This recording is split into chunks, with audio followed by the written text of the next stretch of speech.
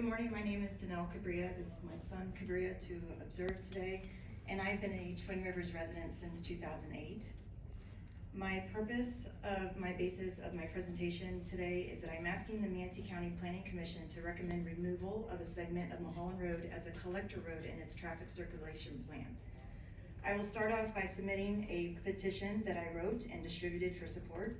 The petition in part reads,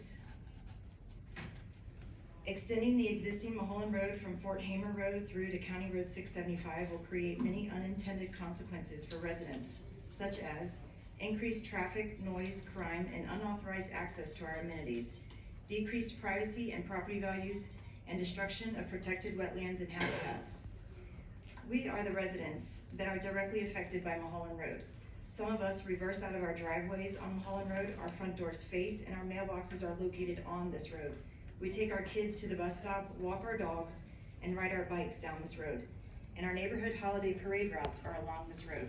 Every Twin River resident, new and old, use Manatee River access or are going for a leisurely neighborhood drive are traveling on or intersecting at Mulholland Road. Every resident of River Plantation and McKinley Oaks access their homes via this road. There is no impact study or staff recommendation report that can give you more answers than the residents that use this road now and as it is. As of yesterday, the petition had obtained 689 signatures of support. I validated the supporters so I can actually show the commission the support of 447 households. Half of those are in Twin Rivers that support these changes. I would like to break down a few of these points outlined in the petition into further detail. The first one is of traffic. The segment of Mulholland Road will show minimal transportation benefit to Manatee County because of its location. The traffic gridlock that occurs on I-75 moves commuters to Fort Hamer north to south. When Fort Hamer is backed up because of multiple new and close together traffic lights or school zones, you will already be past Mulholland Road intersection or have traveled to County Road 675, US 301, or Golf Course Road to Rye Road and then on to State Road 64. This is the same in reverse, south to north. Commuters would travel on Upper Manatee River Road to Rye Road, whereas all of these identified roads are scheduled to be improved to 4-lane roadways to handle current and future capacity and will allow residents multiple options for their travel. The growth of parish as shown is primarily north and east, where there is already approved infrastructure improvements in all of these roads. Let Golf Course Road be the 4-lane collector that it has always been designed to be. The BOCC just approved Canoe Creek expansion and SM Ranch, which will improve Golf Course Road as part of its development plan. A new homeowner in SM Ranch will not commute perpendicular to Mulholland Road. Mulholland Road is surrounded by neighborhoods that already exist. There is very little growth to occur within the box to necessitate this connection. I am not requesting to close a segment of road that is open. I am not requesting to redirect the traffic to use another road network. My home is built. My neighborhood is almost completely built. This thoroughfare is not. All traffic uses the network of roads that currently exist and will do so more efficiently when Manatee County's infrastructure upgrades occur. It is 1.5 miles from Mulholland at Fort Hamer to Golf Course Road. It is 1.3 miles from Mulholland at Rye to Golf Course Road. This easy 2-minute commute far outweighs any negative impacts for us and costs for the county. Twin Rivers covenants prohibit on-street parking, yet this thoroughfare will constantly have road hindrances.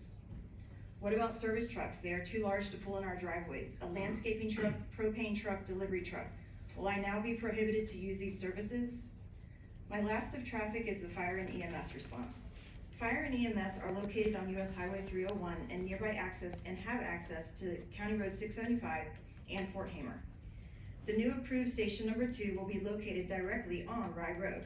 Both stations would approve via arterial roadways and the shortest, most direct distance to hospitals, which are located south of Parish, not east to west. My second point is of noise. The LDC section 701.1 is to establish the minimum landscaping, screening standards, and criteria that are necessary to achieve the desired quality of life. All thoroughfares, even prior to this ordinance, have landscaping designs. These include 3 canopy trees, 6 understory evergreen trees, and 33 evergreen shrubs per 100 linear feet of buffer, with setbacks and 50-foot buffer zones, all used to mitigate noise and reduce light occurring on thoroughfares that are adjacent to residential neighborhoods. Here is Harrison Ranch Boulevard. Note the 6-foot privacy wall separating the boulevard with adjacent property. It also has a median, canopy trees, and shrubs. An aerial picture shows all of the reverse frontage lots. Here is Chen Road at Kingsfield Lakes. Note the setback, buffer, landscaping, and fencing, and reverse frontage lots. Here is Golf Course Road at Gamble Creek Estates and Canoe Creek. It has a berm, fencing, and plentiful landscaping. An aerial picture shows all of the lots are reverse frontage. Here is Mulholland Road west of Gamble Creek at River Plantation and Chelsea Oaks. It has fencing and landscaping. An aerial picture shows all lots are located within its neighborhoods and reverse frontage lots. And yet here is Mulholland Road in Twin Rivers. We are not adjacent to a designated thoroughfare. We are abutted to it. An aerial picture shows the front or forward-facing lots, and just 3 canopy trees are required on our home sites. Mulholland Road was added to the thoroughfare map in 2001, yet not functionally classified, whereas Twin Rivers GDP had unfortunately just been submitted. This timeline shows the county had multiple opportunities to offer recommendations to change this plan development with the foresight of Mulholland Road always being thoroughfare, yet dissecting a neighborhood. Recommendations could have altered the design of the lots, require additional landscaping, buffer zones, screening, and other mitigating options, other than a notice to buyer received 3 days prior to closing. This GDP would not pass through staff review with an approval today. My third point is of crime. I ran an MCSO query for all dispatch calls to and only Mulholland Road in the last 5 years. There were 123 calls on this one road that is currently 2 miles long. That is an average of 2 calls per month. The most calls were noticed as suspicious vehicles, suspicious circumstances, traffic complaints, traffic stops, and trespassing. I then ran an MCSO crime mapping report for the last 6 months within a 5-mile radius of Mulholland Road. This shows 99 reports, an average of 16 calls per month, an increase of 800%. The most incidents noted were assaults, vehicle break-ins, and theft. These roadways make a trend. Easy entrances and exits off adjacent main thoroughfares invite and enable criminals to enter a neighborhood, do the crime, and get away. Please do not invite this activity to our neighborhoods.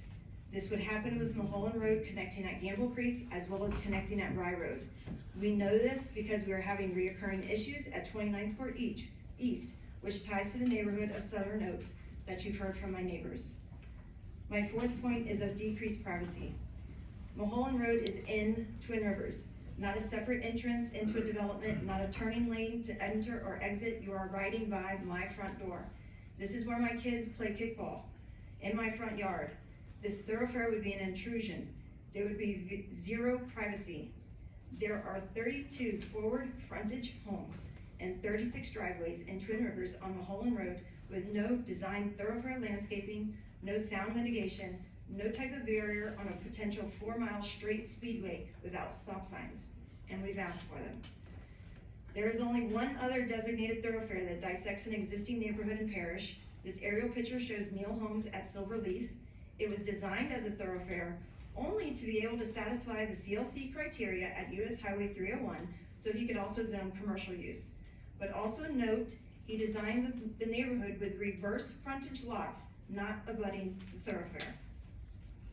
My last point is that of destruction of protected wetlands, wildlife habitats, and costs. Mulholland Road extension would have to cross over Gamble Creek. We have been told for years that the environmental studies would show an impact that would be too costly to mitigate. The existing footbridge, walkway, and dead end flood at every large rainfall. We were told a design and construction bid was done, and it came in at close to $20 million. What is the likelihood of this segment being built at that cost? There are sections in the Land Development Code now that establish the standards for development, and most importantly, provisions that will be harmonious with the existing communities. But what does this do for a residential neighborhood whose GDP was approved in parish during the times when these codes were made effective 16 years ago? And it isn't a plural neighborhoods, it is just one, Mulholland Road and Twin Rivers. Let's talk alternatives. What about severing this segment only? The growth is north and east and will be served by County Road 675. Mulholland Road extension, as identified on the map, can still be designed and constructed as a thoroughfare properly with a berm, fencing, landscaping, sound wall, etc. a buffer between the thoroughfare and any new development. And final, I hope I have taken the Planning Commission on a drive today and in my front yard, and I've shown what our home life would be like outside of our front door if Mulholland Road continues to be designated as a thoroughfare east of Gamble Creek. Plan development zoning of a project establishes buffer zones, setbacks, landscaping, and lot design, and to help mitigate potential adverse effects. This can't be built on my Mulholland Road now, so please help us protect our neighborhood and my kids and our quality of life by recommending our changes and removing this segment for good. The rest of my presentation can be found in your agenda packet because clearly I'm wordy. Thank you. Thank you. Please,